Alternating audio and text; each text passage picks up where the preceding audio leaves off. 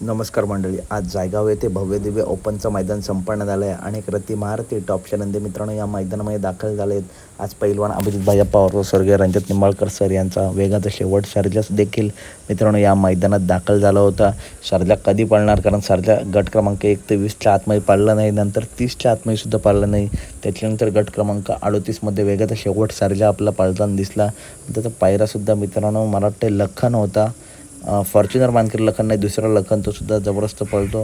मला वाटतं लखनच पायरा होता. आणि हा जोड आपला गट क्रमांक 38मध्ये आधी मित्रांनो सरळ गाडी येत होती, परंतु निम्म्यावरती गाडी आली आणि सारथीची गाडी आज फॉल झाली.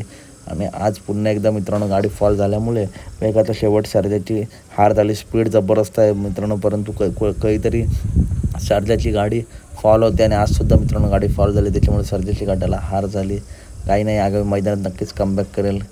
बैलगाडी क्षेत्रातील अशाच अपडेट नेहमी आपल्या चॅनलवरती येत असतात. भेटूया पुढच्या व्हिडिओ.